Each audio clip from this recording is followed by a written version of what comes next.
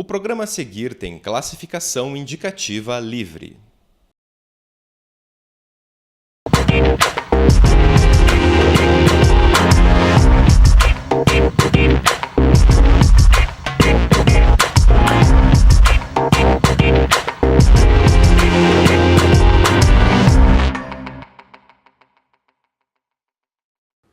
Modelos econométricos ou bola de cristal. O Trocando em Miúdos de hoje vai mostrar o que podemos esperar da economia ainda em 2018. Vamos retomar a discussão das perspectivas econômicas a partir de uma afirmação de um dos nossos programas do primeiro semestre de 2017. Quanto maior a crise política, menor será a retomada da atividade econômica. E por que isso acontece? Isso se dá em função da incerteza quanto à manutenção do atual governo e da sua capacidade de aprovar as reformas trabalhistas, da Previdência e fiscal. Tem a reforma política também aí em discussão. No curto prazo, o consumidor, ele consome menos, ele fica preocupado com o que vai acontecer. Não contrata crédito, porque ele não sabe se vai ter renda para pagar as prestações. O comércio vende menos, o setor de serviços trabalha menos e, portanto, todos contratam menos pessoas e a indústria produz menos. Agora, que a gente já está no meio do segundo semestre, a gente pode reavaliar todas aquelas perspectivas. Que perspectivas? Aquelas que não eram nem um pouco boas no começo do ano. Agora já está melhor. Por que está melhor? A crise política está menos grave. Essa é a expressão que a gente pode usar. A primeira denúncia contra o presidente Michel Temer, ela não foi aceita, dando certa tranquilidade ao mercado quanto à continuidade das políticas econômicas. Agora,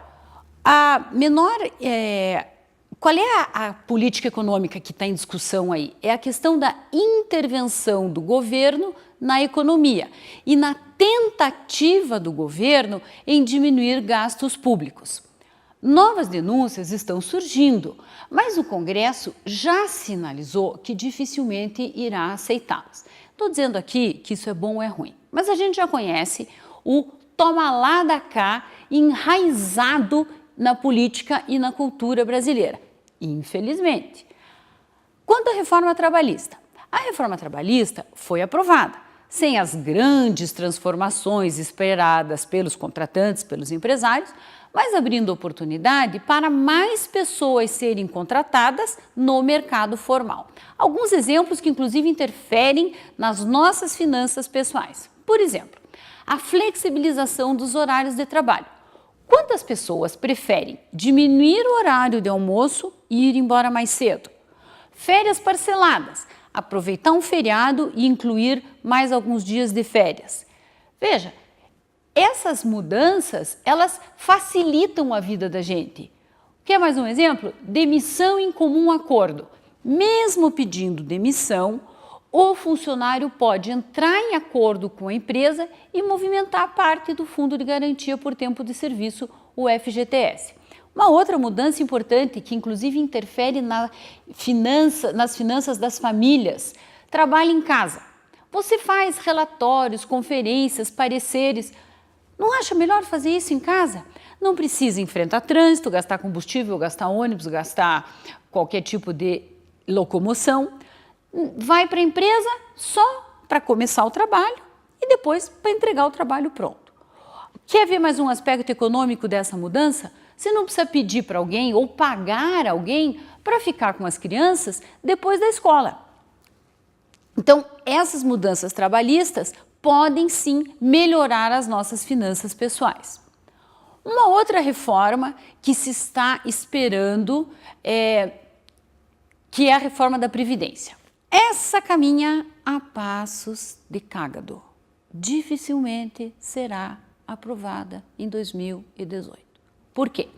A negociação é árdua e, a continuar o mesmo ritmo e parâmetros da negociação, a grande massa de assalariado, ou seja, o povo brasileiro, é que realmente vai perder alguns benefícios, aquela parcela da população que está empregada, enquanto que alguns feudos do poder público, em especial o judiciário e o legislativo, o Ministério Público, vão conseguir manter os seus direitos. A questão é quantitativa. Veja, eu não estou dizendo que isso é bom, eu vou mostrar com números o problema. Os servidores do judiciário e do legislativo com certeza têm melhor remuneração e mais benefícios previdenciários. A questão é que eles representam um pequeno percentual do total dos gastos. Além de juridicamente eles terem respaldo legal para controlar os seus salários e seus benefícios. No Brasil, vamos aos números agora, são 12,5 milhões de pessoas recebendo aposentadoria de um salário mínimo, números aproximados. Cada R$10 de aumento para esse pessoal, para essas aposentadorias, isso representa 125 milhões a mais no orçamento da Previdência, certo? Agora, quando nós vamos ver a questão do Poder Judiciário, nós temos aproximadamente 17 mil juízes aposentados. É uma quantidade muito pequena proporcionalmente à grande massa de aposentados que recebem um salário mínimo. Se desses 17 mil juízes, cada um receber R$1.000 a mais de aumento, que é um big de um aumento, esse impacto é de apenas 17 milhões nos gastos do governo. Então, veja, nós fizemos algumas estimativas e o que o Trocando em Miúdos quer destacar é o problema dos grandes números do ponto de vista orçamentário. Dar aumento para juiz é quase irrelevante se você pensar na grande massa da população, que se receber aumento, qualquer aumento vai ser extremamente impactante do ponto de vista orçamentário. Eu não estou dizendo que isso é bom, eu estou mostrando uma realidade para vocês. E aí vem a outra reforma que a gente pode esperar nessa nossa discussão do que esperar para a economia ainda em 2018. A reforma política não é reforma, é um puxadinho. Por quê? Poucos são os nossos representantes com pejo e coragem para propor mudanças que realmente abalem o seu próprio status quo. Schumpeter, que é um grande economista, ele afirma: as inovações não acontecem nos setores que estão ganhando. As inovações vêm daqueles que precisam ganhar mais. Essa é a lógica econômica e que se repete na lógica política. Nós não vamos conseguir grandes mudanças com esse pessoal que está aí. Imagine a reforma política. O vexatório fundo eleitoral, financiamento público de campanhas, ele não foi aprovado. Isso foi assim, por pressão popular e vergonha mesmo dos parlamentares. Fruto do quê? Pressão popular. E ainda do mínimo de bom senso que paira sobre alguns parlamentares. Da reforma da Previdência, a mídia vem nos apresentando alguns casos graves de remunerações absurdas, mas tem respaldo legal.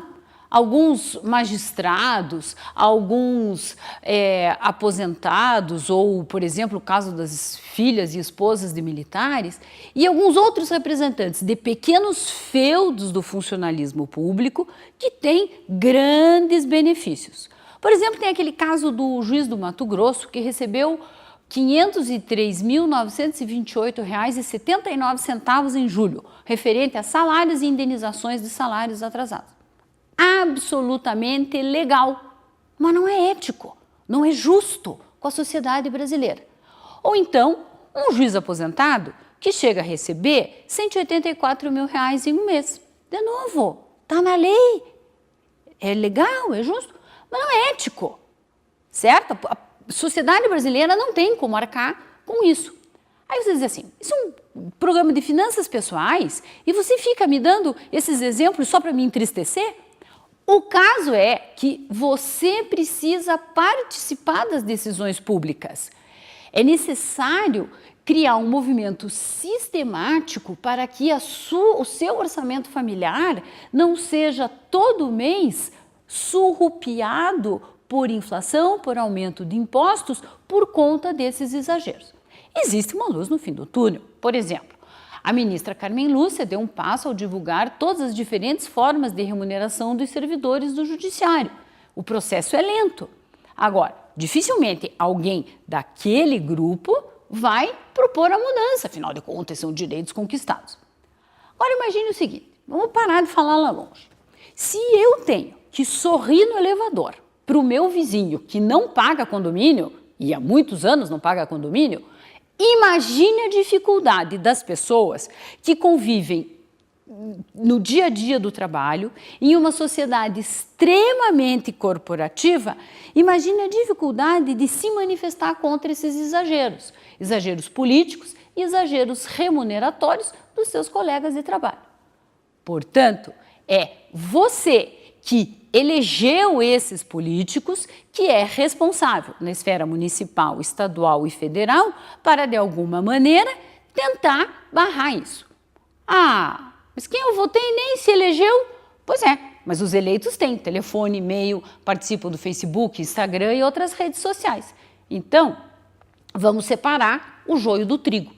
Não é demais lembrar dos milhares de funcionários públicos que diariamente estão comprometidos com o seu trabalho, interessados na ideia de servir o público, muitas vezes levando material de casa para poder trabalhar, muitas vezes levando serviço para casa para poder trabalhar. Tem aí um grande grupo comprometido. Mas tem as ovelhas negras que atrapalham o sistema. Não é demais lembrar das ouvidorias, do Ministério Público e de todas as outras formas que nós temos de denunciar os pequenos desvios de conduta, os serviços mal feitos e até o evidente mau uso do recurso público. Mas o que isso tudo tem a ver com perspectivas econômicas para 2018? Tem tudo a ver. Ler jornal não é mais suficiente. Nós temos que exigir que a sociedade se manifeste formalmente. Temos que participar da vida pública. Para quê? Para pressionar aqueles que tomam as decisões. Dessa forma, o nosso orçamento familiar estará mais protegido.